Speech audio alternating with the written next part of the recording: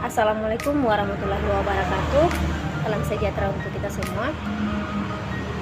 Terima kasih atas kesempatan yang diberikan. Pada video kali ini saya akan memaparkan materi tentang komunikasi, di mana kita akan mempelajari 6 bagian, yaitu pengertian komunikasi, konsep dasar komunikasi, dan komunikasi kesehatan, media komunikasi dalam kesehatan, teori komunikasi, macam-macam komunikasi, dan konsep pemasaran sosial. Yang pertama itu pengertian komunikasi. Komunikasi adalah suatu proses kegiatan seseorang atau beberapa kelompok, organisasi, dan masyarakat untuk menciptakan dan menggunakan informasi agar terhubung dengan lingkungan dan orang lain. Contoh komunikasi ada secara lisan dan juga bisa melalui wawancara, telepon, ataupun video call. Konsep dasar dalam komunikasi. Konsep dasar dalam komunikasi adalah suatu proses penyampaian informasi, pesan, ide, gagasan dari suatu pihak ke pihak yang lain. Karakteristik komunikasi. Komunikasi adalah suatu proses.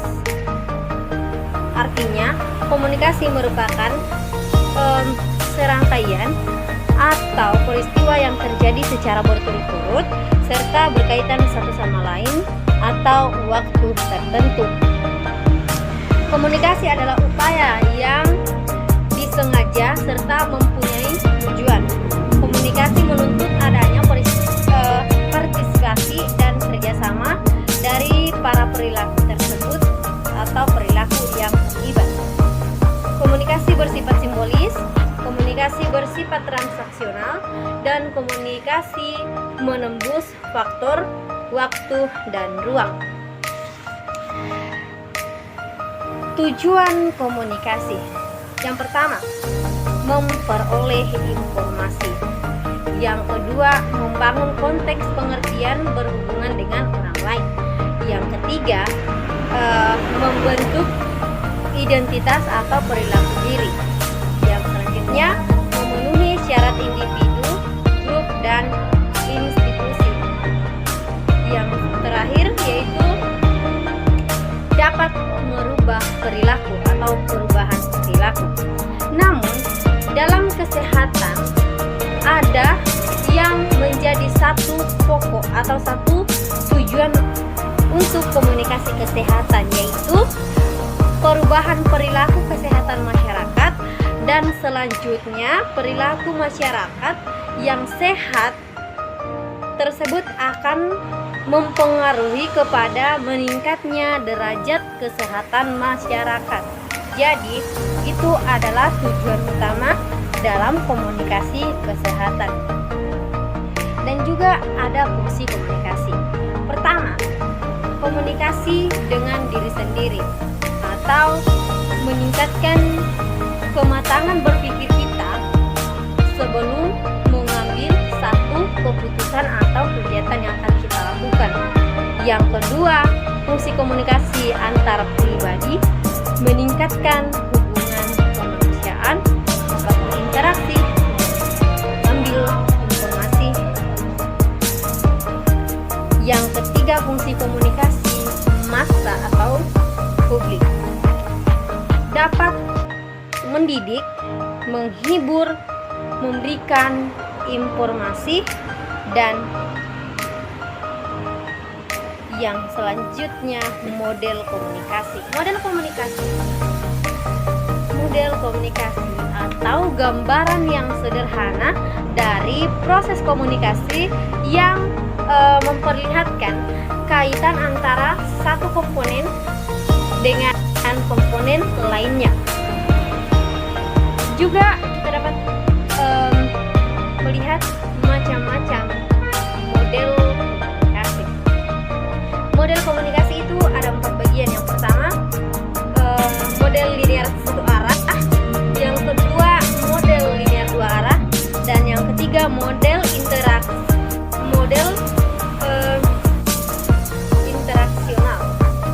Yang keempat, model liaring.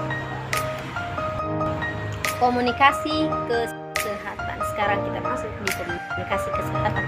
Komunikasi kesehatan suatu proses penyampaian informasi kesehatan untuk mendorong perubahan perilaku individu maupun kelompok guna meningkatkan derajat kesehatan. Manfaat mempelajari komunikasi kesehatan. Yang pertama, mampu memahami interaksi antara bidang kesehatan dengan perilaku individu ataupun kelompok. Yang kedua, mampu menambah kesadaran individu terhadap isu kesehatan. Selanjutnya kita masuk ke ruang lingkup komunikasi kesehatan. Menyangkut penyebarluasan informasi tentang kesehatan kepada masyarakat, pengelola dan menyusun isi pesan efektif serta menciptakan kesadaran dalam masyarakat untuk menerapkan pola hidup bersih dan sehat. Itu adalah ruang lingkup kesehatan, komunikasi kesehatan. Media komunikasi kesehatan. Media komunikasi kesehatan. Pertama, media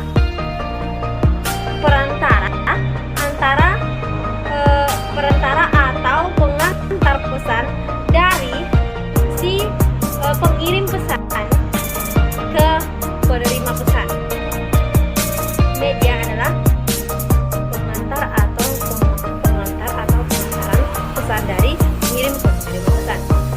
Yang kedua, media promosi kesehatan adalah alat yang merupakan saluran atau channel untuk menyampaikan informasi, mempermudah menerima pesan kesehatan bagi masyarakat atau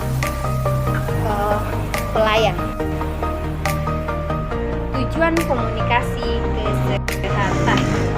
Yang pertama, tujuan dari komunikasi kesehatan yaitu media dapat mempermudah penyampaian informasi. Yang kedua, mendapatkan menghindari dari kesalahpahaman atau persepsi. Yang ketiga, dapat menjelaskan informasi. Yang keempat, dapat mempermudah pengertian.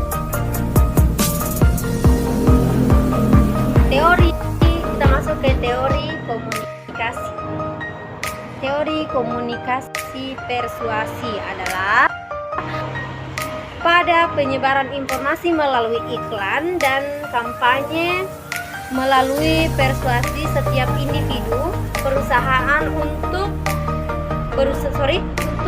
berusaha untuk mempengaruhi kepercayaan dan harapan orang lain.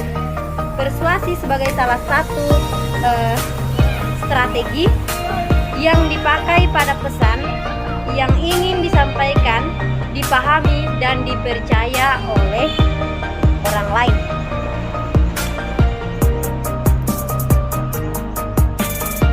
Perubahan sikap sebagai dampak komunikasi kesehatan.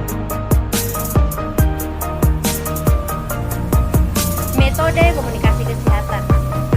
Metode yang digunakan bisa berupa kampanye, promosi, negosiasi, propaganda, vertikal, dan penyuluhan. Itu yang digunakan sebagai metodenya. Sekarang konsep pemasaran sosial.